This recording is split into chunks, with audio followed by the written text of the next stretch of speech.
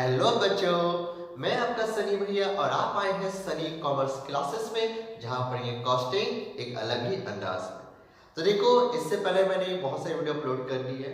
ठीक है, हमारा मैट्रिक्स से जुड़ी चैप्टर का जैसे बोला जाए आपका फीफो मेथड अपलोड हो चुका है, लिफो मेथड अपलोड कर दिया है मैंने। आज हम लोग करेंगे क्या, simple average method.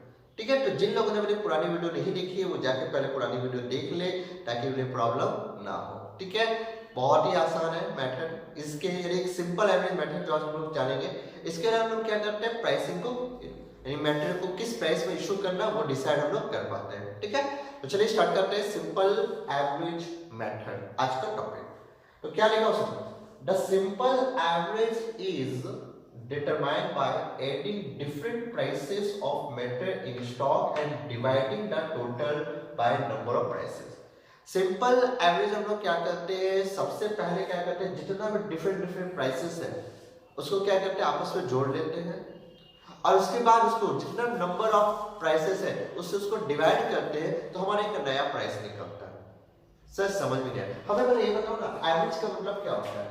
Sir average का मतलब होता है हिंदी में औसत। अच्छा, औसत कैसे निकालते हैं? मान लीजिए आपके पास कुछ संख्या 1 है, 2 है, 3 है, तीन संख्या आपके पास। क्या करते हो सर, 1 + 2 + 3 और ये तीन संख्या 1 2 3, तो 3 से डिवाइड करते हैं। ठीक है, तो सर हमारा आ जाता है 3 2 5 6, 6/2 यानी 2 आता है। यही आता है, यही आता है ना, बस यही तो काम करना है।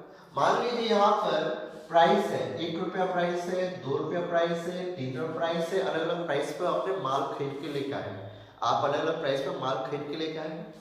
उन सब को आपस में जोड़ लो, फिर नंबर ऑफ प्राइसेस देख लो कितना है, उससे उसको डिवाइड करो। तो जब इशू करेंगे ना, जब इशू माल को करेंगे तो हम लोग कौन से प्राइस पे करेंगे, ये 2 रुपया जो आया है इस प्राइस पे हम लोग क्या करेंगे, माल को इशू करेंगे। इसी को बोलते हैं सिंपल एवरेज मेथड। ठीक है, समझ में आया आपको? तो मैं फिर पढ़ देता हूं। The simple average is determined by adding different prices of material in stock। Stock में पड़े जितना भी माल पड़ा उस डिफरेंट प्राइसेस को सबको आपस में जोड़ लो and dividing the total by number prices, उसका टोटल नंबर प्राइसेस डिवाइड कर लो। ये सिंपल एवरेज मेथड कहलाता है। बहुत ही आसान है, एकदम डिफिकल्ट नहीं, बहुत ही आसान मेथड है। अब एडवांटेज क्या, देखो मैंने एडवांटेज हमेशा बोला कि पहला तो हमेशा कॉपी करना। क्या, this method is simple to understand and easy to operate. ये मेथड बहुत ही सिंपल है समझने में, इसको आसानी से आप क्या कर सकते हैं, लागू कर सकते हो, ऑपरेट कर सकते हो। पहला एडवांटेज खत्म। दूसरा, इट रिड्यूस कलर के वर्क। इसके द्वारा जो कलर का वर्क होता है ना, वो काफी हद तक कम हो जाता है। ये इसका दूसरा एडवांटेज है। इससे कलर का जो बर्डन होता है बहुत सारा प्राइसेस का, वो खत्म, सीधा औसत निकालो और इशू कर दो। तो क्या होता है, कलर का वो जो काम होता है, जो बर्डन होता है काम का, वो काफी कम हो जाता है। इट इज सुटेबल, ये सुटेबल होगा। वे प्राइसेस आर स्टेबल, जहां पर प्राइस स्टेबल होगी यानी प्राइस में बार बार चेंज नहीं आएगा। ठीक है, हल्का फुल्का चेंज आएगा लेकिन ज्यादा बड़ा चेंज नहीं आएगा, वहां पर ये मेथड सबसे बेस्ट मेथड माना जाता है। ठीक है, अब आते हैं डिसएडवांटेज। तो डिसएडवांटेज क्या है, material issue price does not represent actual cost. यानी आपने जिस प्राइस पर मटेरियल को इशू किया, ठीक है, वो आपका एक्चुअल कॉस्ट को कभी नहीं दिखाता। यानी आपने क्या उसी दाम पर परचेज किया था? नहीं, आपने किसी और दाम पर परचेज किया था। ये तो एवरेज निकल के आया। यहाँ पे आपने 1 रुपए का खरीदा, एक 2 रुपए वाला कोई माल पड़ा हुआ, 3 रुपए माल है, जो आपने इशू किया तो 2 रुपए निकल गया। क्या आपका वो लेटेस्ट प्राइस दिखा रहा है? नहीं, आपका एक्चुअल कॉस्ट उससे पता नहीं चलेगा। तो material issue price does not represent actual cost. Actual cost कितना है वो आपको कभी पता नहीं चलेगा। When price is fluctuate, this method will give incorrect result। जब आपका प्राइस बहुत ज्यादा फ्लक्चुएट हो रहा है, ऊपर नीचे हो रहा है, ऊपर नीचे हो रहा है, अगर अभी 2 का कोई माल खरीदा है तो अगला जो माल खरीदा 50 का माल है, तो इस तरह का सिचुएशन में इसका जो रिजल्ट होगा इस मेथड से वो प्रॉपर नहीं होगा, इनकरेक्ट होगा, गलत होगा, उससे सही रिजल्ट आपको नहीं मिलेगा। तो इसलिए कहा वेन प्राइस इज फ्लक्चुएटिंग, जब प्राइस आपका ज्यादा फ्लक्चुएट होगा, this method will give incorrect result, आपका जो रिजल्ट आएगा वो गलत निकल के आएगा। अगला है the value of stock become unrealistic. जो आपका क्लोजिंग स्टॉक का वैल्यू भी निकलता है वो अनरियलिस्टिक होता है, सही नहीं होता है, तो माना गया होता है। ठीक है, तो ये है इसका एडवांटेज और ये है इसका डिसएडवांटेज। समझ में आया बात को? तो ये सिंपल एवरेज मेथड है, एडवांटेज डिसएडवांटेज हो गया। अब इस पर क्या करेंगे, हम एक सवाल बनाएंगे, बहुत ही ध्यान से देखेंगे सवाल को कि सवाल को कैसे बनाया जाता है। चलिए देखते हैं। अब क्या करते हैं, हम एक क्वेश्चन लिखते हैं। ठीक है, क्वेश्चन बहुत कमाल का है, स्क्रीन में देखिए, आपको क्वेश्चन नजर आएगा, स्क्रीन में देखिए फटाक से। लिखा है क्या, एक A manufacturing company purchase and issue a certain materials in the following order. Date दे दिया जो 17 जनवरी को आपने परचेज किया 600 यूनिट 4 रुपया के रेट से। फिर 4 तारीख को आपने फिर से परचेज किया 300 यूनिट 4 रुपया 20 पैसा के रेट से। 6 जनवरी को आपने 500 यूनिट को इशू कर दिया। फिर 10 तारीख को परचेज किया 700 यूनिट 4 रुपया 40 पैसा के रेट से। 15 तारीख को आपने इशू किया है 800 यूनिट। 20 तारीख को फिर से आपने परचेज किया है 300 यूनिट 5 रुपए के रेट से। और 23 तारीख को आपने इशू कर दिया 100 यूनिट को। आपको बोला है prepare a store ledger pricing ratio at simple average cost and weighted average cost. तो देखो बाबू, एक चीज मैं अभी क्लियर करता हूँ, वेटेड एवरेज अभी आपको नहीं बनाना है, अभी आपको सिंपल एवरेज कॉस्ट मेथड से बनाना है।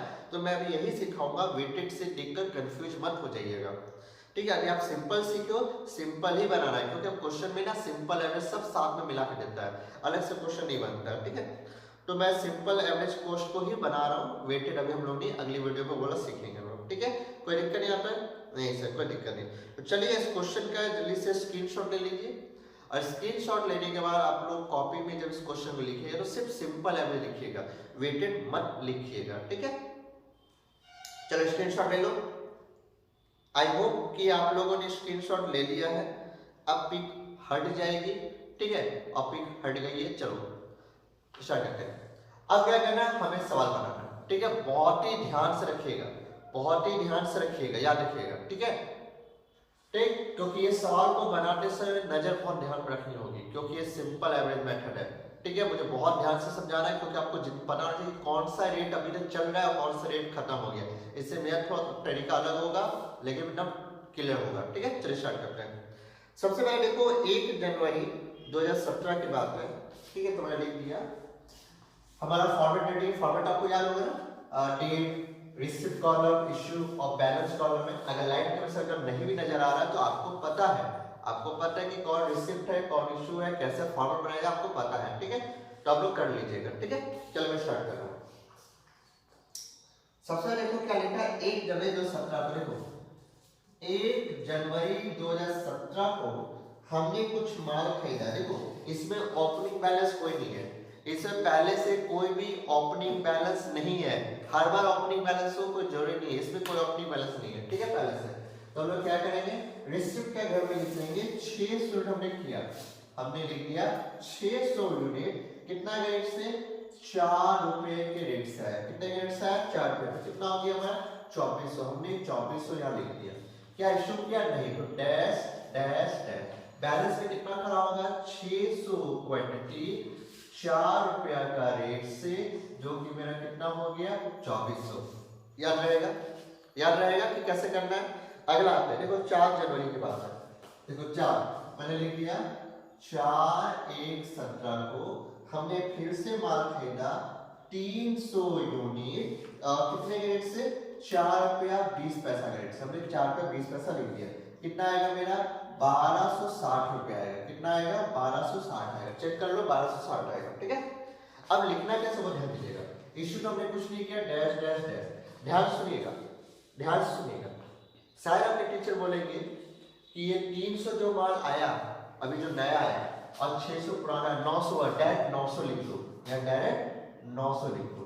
ठीक है, आप लिख सकते हैं, आपका गलत नहीं है, लेकिन इससे एक बार आप कंफ्यूजन ये हो जाता है कि आपको याद नहीं रहेगा कि कौन सा माल निकलने के बाद कौन सा रेट बचा है।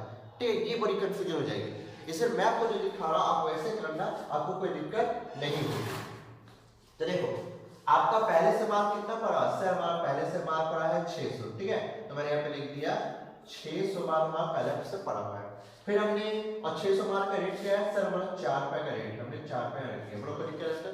कोई दिक्कत नहीं, ठीक है सर। हमने 300 माल ऑयल खरीदा, हमने 300 मैंने यहाँ लिख दिया, कोई दिक्कत? अगर 300 का क्या रेट है सर 4 रुपए 20 पैसा, मैंने 4 रुपए 20 पैसा कर दिया। अब करा मैंने देखना मैं कर क्या रहा हूँ वो ध्यान दीजिए, मैंने इसको भी ऐसे कर दिया, मैंने इसको भी ऐसे कर दिया, ठीक। और मैं कर क्या रहा हूँ ध्यान दीजिए, मैं फिर समझा रहा हूँ। 600 प्लस 300 मैं यहाँ पे लिख दूंगा सर 900, ठीक है। मैं 900 डायरेक्ट नहीं लिखूंगा, मैं क्या करूंगा जोड़ के आपको दिखाऊंगा कि भैया 900 टोटल माल पड़ा हुआ है मेरे पास, ठीक है। ऐसा करने से आपको पता चलेगा कि कौन सा रेट अभी तक है और कौन सा रेट खत्म हो गया। ये बात अभी समझ में आएगी तो मैं आगे करूंगा, ठीक है, ध्यान देना। अब करना क्या है, मैं ये दोनों को जोड़कर मैंने दिखा दिया। अब इसको देखो अमाउंट का कॉलम को ध्यान देना, अमाउंट का कॉलम को ध्यान देना। 2400 माल पहले पड़ा हुआ है, 2400 का माल पहले से पड़ा हुआ है और नया माल और कितने का आया 1260 रुपए का आया। इस देखना इस अमाउंट को इस अमाउंट के साथ जोड़ कर दिखाएंगे कि टोटल कितना वैल्यू का माल पड़ा हुआ है। तो जोड़ेंगे तो कितना आएगा, जोड़ने पे आएगा 3660 रुपए। समझ में आया बात को? बात समझ में आई? 3660 रुपए आया, क्लियर बात को?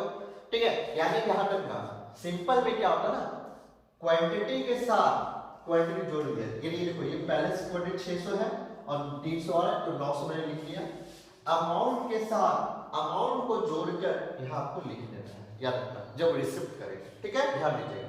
अब हमने क्या किया वो ध्यान दो, हमने क्या किया 6 तारीख को 500 इशू किया, 6 तारीख को ध्यान दीजिएगा।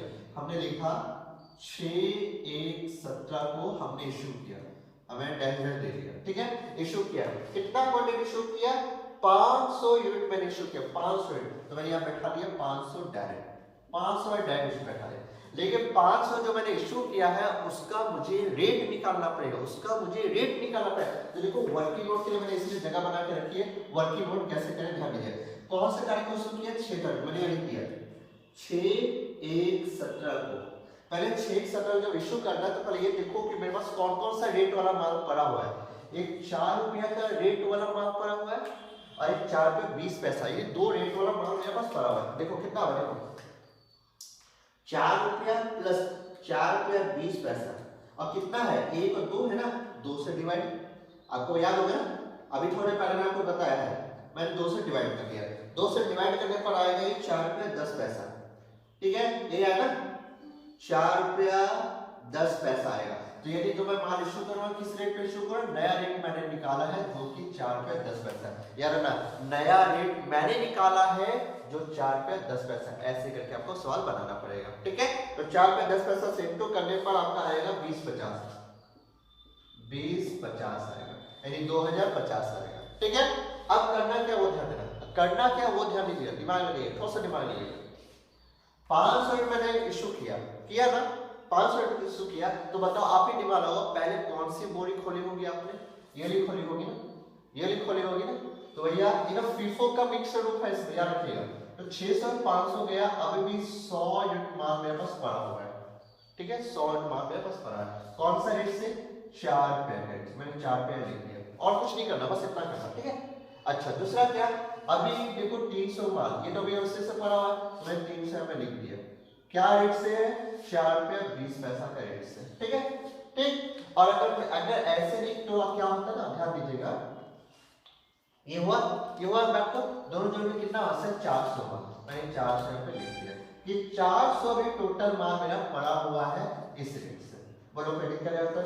नहीं सर कोई दिक्कत नहीं, अगर आप चाहते ना देखो ऐसे भी कर सकते हैं, लेकिन वो डेंजर तरीका होता है, ऐसे मैं नहीं बताता हूँ। इसलिए देखो 900 टोटल मेरा माल पड़ा हुआ है, 900 में मेरा 500 माल चला गया, बचा कितना 400, तो 400 आया।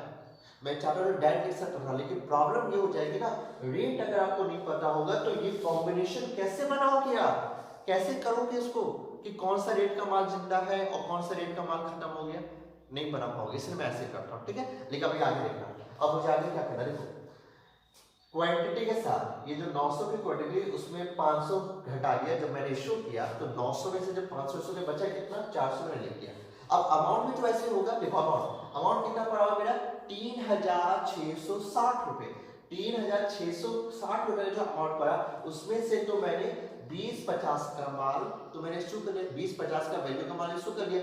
तो यार क्या इसमें से 3660 में से जो हमने इशू किया है जितना वैल्यू का माल उतना घटा दो और घटाने के बाद जो आएगा वो यहाँ पे लिख दो। तो ठीक है कितना आएगा, तो आपका आएगा 1610 रुपए। चेक कर लो 1610 रुपए होगा। क्लियर बात क्लियर हो रही है, आराम से चलो, हड़बड़ा नहीं रहा, ध्यान दीजिएगा। आगे देखो 10 तारीख को फिर अपने माल खरीदा, देखो 10 तारीख को देखो यहाँ पे लिखा है 10/1/17 को हमने माल खरीदा। अच्छा कितना माल खरीदा, 700 यूनिट हमने माल खरीदा, मैंने लिख दिया 700 यूनिट माल खरीदा। किस रेट से खरीदा, 4 रुपया 40 पैसा रेट से खरीदा।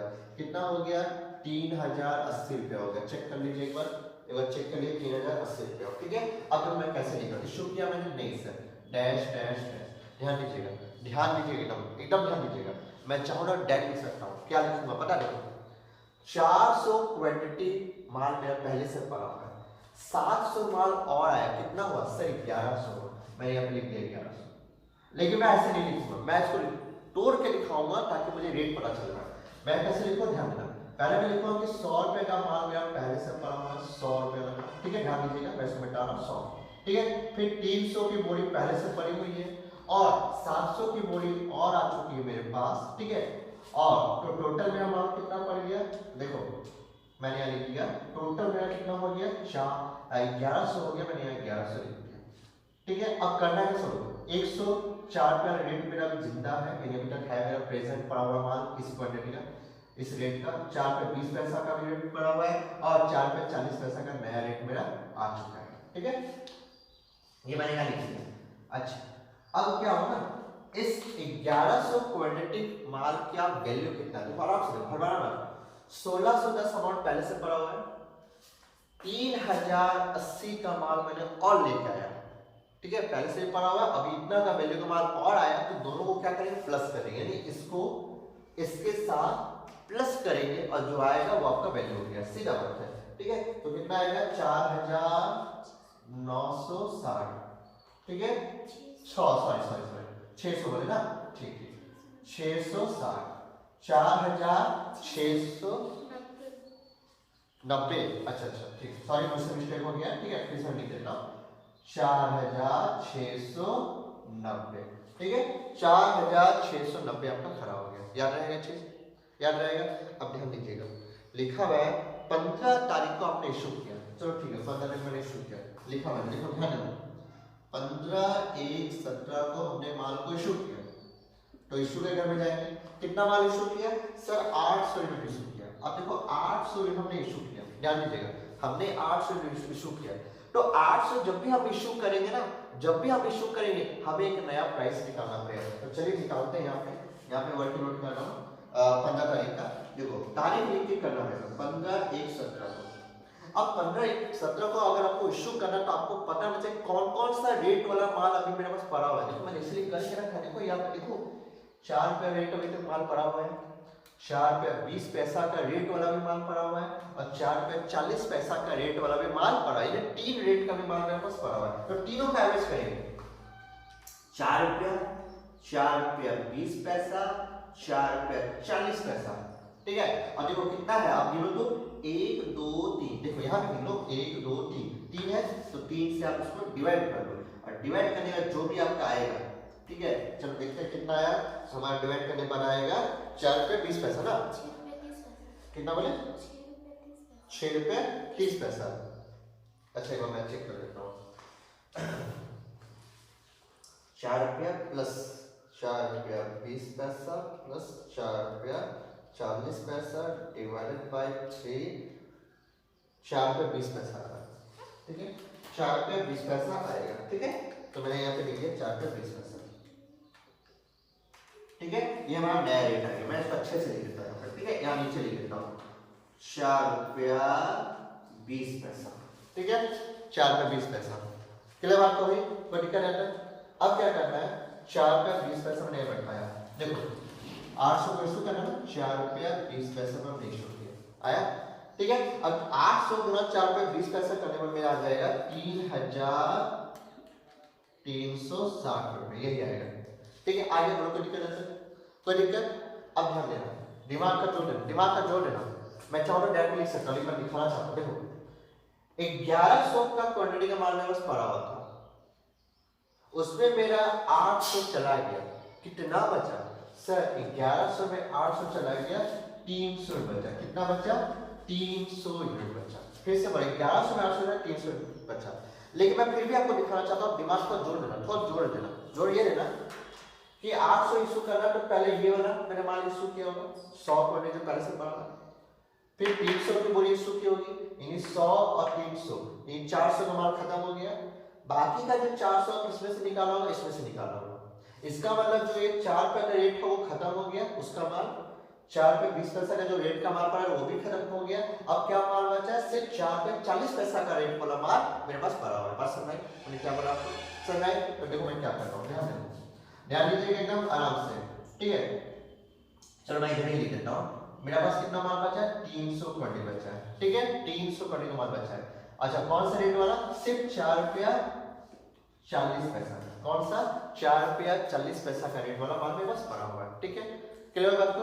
कोई दिक्कत रहता है? नहीं, ठीक है। चलो आगे बढ़ते हैं, आराम से हड़बड़ा के निकलेंगे, आराम से करेंगे। ध्यान दें सर, इधर क्यों नहीं बचा? इधर भी लिखता तो वही 300 की मैं यहाँ लिखता ना, इसलिए मैंने इसको डायरेक्ट लिख दिया, क्योंकि देखो बाबू हम लोग जोड़ जोड़ के दिखा रहे हैं, तो ये कैसे है उसके लिए मैंने ये किया था, ठीक है? यहाँ पे तो अकेला यही बचा है, ठीक है? तो इसमें मैंने इसको डायरेक्ट ऐसे कर दिया, कोई दिक्कत? चलो ठीक है। अब देखो 4 रुपया 300 क्वांटिटी माल 4 रुपया 40 पैसा में रेट में बचा है। अब ध्यान दो 4690 अमाउंट था, 4690 अमाउंट में आपका 3360 रुपए का वैल्यू का माल तो इशू हो गया। तो बताओ इसमें से 4690 में से क्या करेंगे? 3360 को माइनस करेंगे, और माइनस करने वाला आपका आएगा कितना? 1330 रुपए, यही आएगा। चेक कर लेना खुद से, ठीक है? क्लियर हो बात? तो बात क्लियर हो रही है? बात क्लियर हो रही है ना? एकदम सिंपल, बहुत आसान है, बस आपको रेट पता होना चाहिए कौन सा रेट चल रहा है। चलो अगला आता है, अगला आता है 20 तारीख। तो देखो 20 तारीख को क्या होगा? 20/1/17 को हमने माल को रिसीव किया है 300 क्वांटिटी 5 रुपए रेट से, यानी हमारे पास 1500 का माल आया। फिर से हमारे पास कितने का माल आया? 1500 का माल आया। इशू किया हमने क्या? नहीं, डैश डैश डैश। अब ध्यान दीजिएगा, फिर से ध्यान दीजिएगा, ठीक है? आप फिर से ध्यान दीजिएगा, मैं बता दे रहा हूँ फिर से ध्यान दीजिएगा आपको कि पहले से कितना माल पड़ा हुआ है? 300। देखो मैं यहाँ पे लिख रहा हूँ, मेरा पहले से माल पड़ा है 300 का माल पड़ा हुआ है 4 रुपया 40 पैसा का रेट से, ठीक है? याद रहेगा। और अभी 300 का माल और मैंने खरीदा, 300 का माल और खरीदा क्या रेट से? 5 रुपए का रेट से, मैंने लिख दिया 5 रुपए का रेट से। अच्छा अब बताओ टोटल मेरे पास माल कितना हो गया? सर मेरे पास टोटल माल हो गया 600 600 यूनिट, तो हमने लिख दिया 600 यूनिट। क्लियर आपको? नहीं तो वैसे 300 पहले से पड़ा हुआ है, 300 और आया 600 डायरेक्ट, लेकिन मैं डायरेक्ट नहीं लिखता हूँ, क्योंकि अगर बिल लिख दूंगा फिर से एक बार बोलता हूँ, रेट नहीं पता चलेगा कि किस किस रेट को मुझे जोड़ के ये काम करना है। समझ में बात को? इसलिए नहीं करता हूँ। चलो ये हो गया। अब करना है क्या? अब ध्यान दीजिएगा, इसको मैंने ऐसे करता हूँ, ध्यान दीजिएगा। 1330 का वैल्यू मेरे पास पहले से पड़ा हुआ है, और 1500 यूनिट का और माल खेगा 1500, तो क्या करेंगे?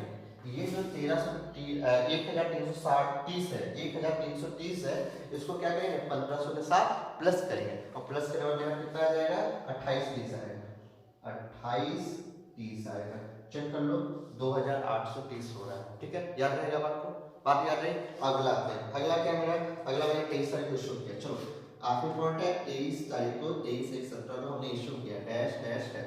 इशू के घर में लिखेंगे कितना कितना माल इशू किया? 100 यूनिट हमने इशू किया, हमने 100 यूनिट किया।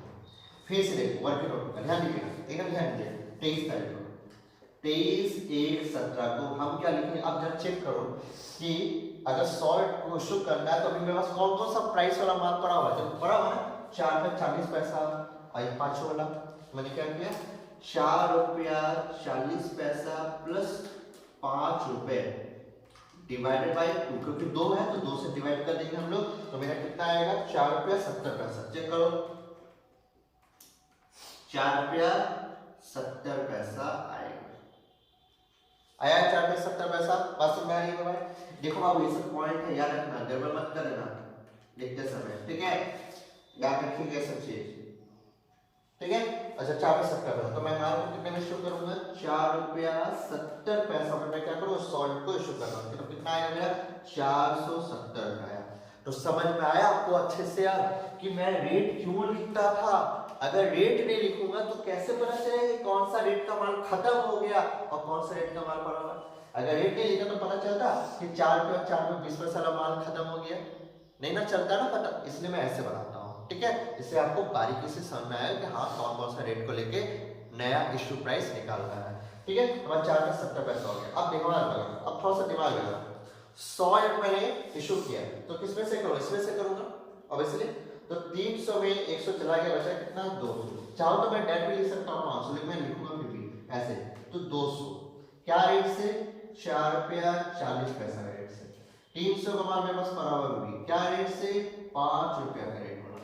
अच्छा टोटल कितना हो गया देखा जाए तो देखो मैंने इसको ऐसे कर दिया, इसको पेंसिल से जरूर कर लेना, तो मेरा कितना हो गया 500, मैं 500 लिख दिया। ठीक है, और चाहो ना तो ये लास्ट टाइम आप डेट भी 500 लिख सकते हो, क्योंकि आगे बढ़ना नहीं है मुझे, आगे तो कैलकुलेशन कुछ करना नहीं, तो डेट 500 भी यहाँ लिख सकते हो। ठीक है, याद रखिएगा, इसको अच्छा से करता हूँ। चलिए तो ये अभी हमारा हो गया, बोलो बेटा क्या। अब क्या करना ध्यान सुनो, 28-30 का माल मेरे पास बैलेंस पड़ा हुआ था, उसमें से 470 का 470 रुपया अमाउंट घटा, और घटाने वाला कितना आएगा 2360, कितना आएगा 2360 आएगा, यानी 2360। ठीक है, ये जो हमारा आया ये हमारा क्या कहलाएगा, ये हमारा कहलाएगा क्लोजिंग बैलेंस, क्लोजिंग स्टॉक, जो आपको बोलना है लिख सकते हो। तो समझ में आया कैसा मैंने बनाया सवाल को, सवाल समझ में आया कैसे बना। तो देखो सिंपल एवरेज मेथड में आपको अच्छे से अगर बनाना समझना है तो ऐसा प्रोसेस करोगे तो आपकी गलती बिल्कुल नहीं होगी और आप अच्छे से उसको बना पाओगे। ठीक है, बात समझ में आई अच्छे से। तो ये था आपका क्या आज का टॉपिक, सिंपल एवरेज मेथड, जो मैंने अपने तरफ से कंप्लीट कर दिया आपको। आई होप कि आज की वीडियो में आपने बहुत कुछ सीखा है। ठीक है, और अगर मेरी वीडियो पसंद आ रही है तो उसको लाइक देना बिल्कुल ना भूलें, और जिन लोगों ने अभी तक मेरे YouTube चैनल को सब्सक्राइब नहीं किया है जल्द से जल्द कर दे, और बेल आइकन को दबाना बिल्कुल मत भूलिएगा, ताकि जब भी मैं वीडियो अपलोड करूं सबसे पहला नोटिफिकेशन आपके पास है। ठीक है, तो चलिए, और जितना हो सके अपने फ्रेंड के साथ शेयर कीजिए इसको। ठीक है, तो आई होप कि आज की वीडियो आपको समझ में आ चुकी है। फिर मिलेंगे बहुत ही जल्द अगले वीडियो में वेटेड एवरेज मेथड के साथ। तो अलविदा कहता हूँ, tata bye bye, see you, good night, सब बात है, शुभ रात्रि, थैंक यू। आप इसको आराम से कॉपी करो, अभी वीडियो चलेगी। ठीक है, कॉपी करो आराम से।